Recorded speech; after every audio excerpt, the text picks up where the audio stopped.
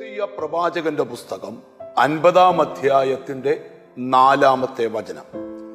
തളർന്നിരിക്കുന്നവനെ വാക്കുകൊണ്ട് താങ്ങുവാൻ അറിയേണ്ടതിന് യഹോവയായ കർത്താവ് എനിക്ക് ശിഷ്യന്മാരുടെ നാവ് തന്നിരിക്കുന്നു.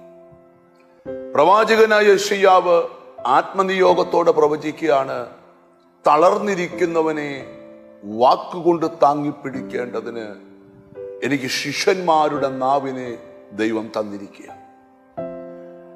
ഈ വചനത്തിൽ നിന്നൊരു ചോദ്യമുണ്ട്, തളർന്നിരിക്കുന്നവനെ ആര് താങ്ങിപ്പിടിക്കും?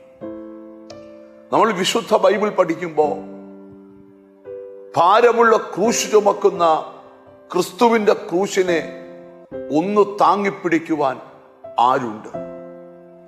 പർവ്വതമുകളിൽ വിശ്വാസത്തിന്റെ വടിയും കയ്യിൽ പിടിച്ച് പ്രാർത്ഥിക്കാൻ കയറിയ മോശയുടെ കയ്യ് പ്രാർത്ഥനാ അന്തരീക്ഷത്തിലൊന്ന് താങ്ങിപ്പിടിക്കുവാൻ ആരുണ്ട്?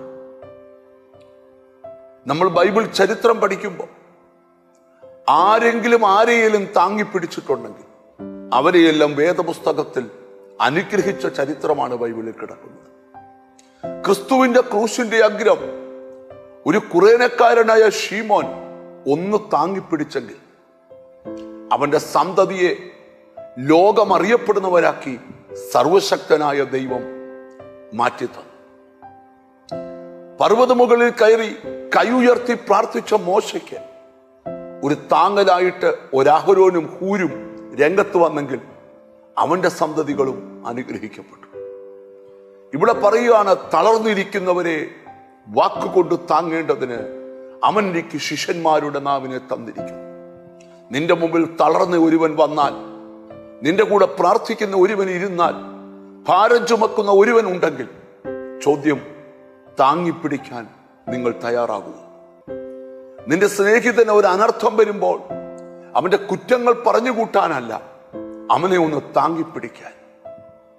നീ 1 കോടി രൂപ കൊടുത്തു താങ്ങണ്ട, വാക്ക് കൊണ്ടൊന്ന് താങ്ങിപ്പിടിക്കാൻ. നല്ല വാക്ക്, തക്ക സമയത്തെ വാക്ക് താലത്തിലെ പൊന്നാരിങ്ങ പോലെയാണെന്നാണ് ബൈബിൾ നമ്മെ പഠിപ്പിക്കുന്നത്.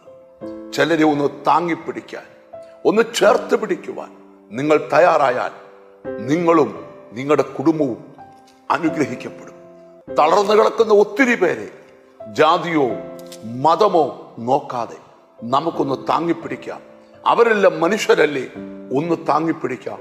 അതല്ലേ ദൈവപൈതലായ നിന്റെയും എന്റെയും കടമ. ആ ഉത്തരവാദിത്വം ഏറ്റെടുക്കാം, താങ്ങിപ്പിടിക്കാം.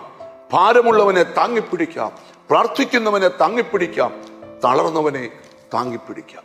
കണ്ണുകളെ അടയ്ക്കാം. ഞങ്ങളുടെ കർത്താവേ, സ്വർഗസ്ഥ പിതാവേ, ഞങ്ങളിൽ ഏൽപ്പിക്കപ്പെട്ട ദൗത്യത്തെ പരിശുദ്ധാത്മാവ് ചൂണ്ടിക്കാണിച്ചോട് സ്തോത്രം.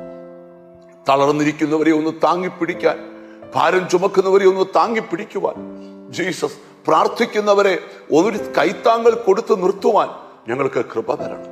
എന്നോട് ചേർന്ന് പ്രാർത്ഥിക്കുന്ന മക്കൾക്ക് വേണ്ടി പ്രാർത്ഥിക്കുന്നു. അവരുടെ രോഗങ്ങൾ മാറട്ടെ, അവരുടെ ശാപങ്ങൾ അഴിയട്ടെ, അവരുടെ ബന്ധനങ്ങൾ പൊട്ടട്ടെ.